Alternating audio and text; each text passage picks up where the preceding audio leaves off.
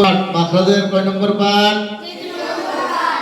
মাখরাজের তৃতীয় নম্বর পাঠ শুরু করবো ইনশাআল্লাহ। ঠিক আছে না? আমাদের আজকে হবে হলো 13 নম্বর থেকে। কয় নম্বর থেকে? 13 নম্বর মাখরাজ। জিব্বার আগা, সামনে উপরে,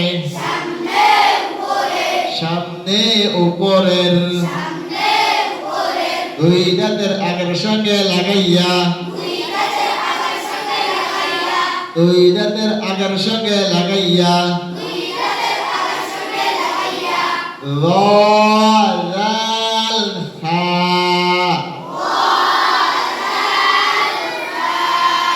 ওয়াল ফা, 14 নম্বর মাখরাজ। নিচের ঠোঁটের পেট, সামনের উপরের দুই দাঁতের আগের সঙ্গে লাগাইয়া,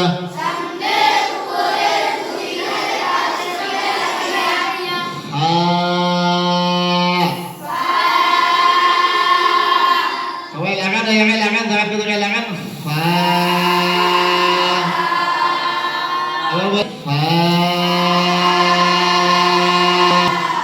15 নম্বর মাখরাজ।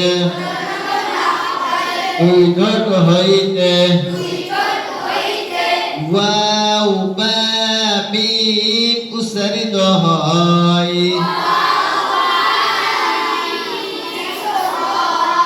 দুই ঠোঁট গোল করিয়া মধ্য সামান্য ফাঁক রাখিয়া,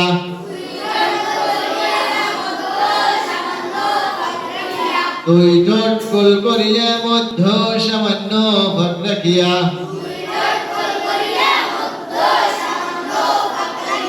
ওয়াও উচ্চারিত হয়। দুই ঠোঁটের ভিজা জায়গা হইতে বা উচ্চারিত হয়।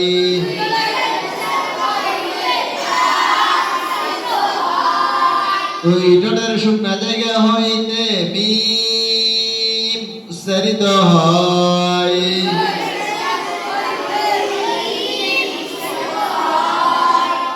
16 নম্বর মাখরাজ। বুকের খালি জায়গা হইতে মাদের হরফ উচ্চারিত হয়। বুকের খোলা জায়গা হইতে মাদের হরফ পড়া যায়। মাদের হরফ 3টি। বাবুবি, বাবুবি, 17 নম্বর মাখরাজ। 17 নম্বর মাখরাজ। নাকের বাসি হইতে, নাকের বাসি হইতে গুন্না উচ্চারিত হয়। আন্না,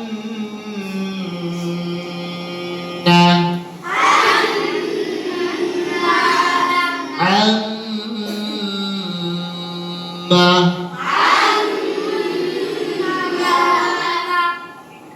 গুন্না অনেকের সুন্দর হয়নি, সবার সুন্দর হইতে হবে গুন্না। ঠিক আছে না? সকলে একসাথে বলেন গুন্না সবার একই হতে হবে না? সকলের গুন্না একই হতে হবে। সকলের গুন্না একই হতে হবে। আমাদের মাখরাজের 13 নম্বর পাঠ পড়াইছি আজকে। সকলেই সুন্দর করে মুখস্থ করে রাখতে হবে।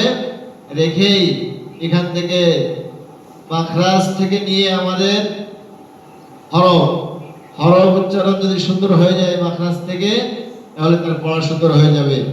তার পড়া সুন্দর হয়ে গেলে সে আস্তে আস্তে আস্তে আস্তে আরো উপরের দিকে উঠতে পারবে। যত তার সুন্দর হবে সে তত উপরের দিকে উঠবে।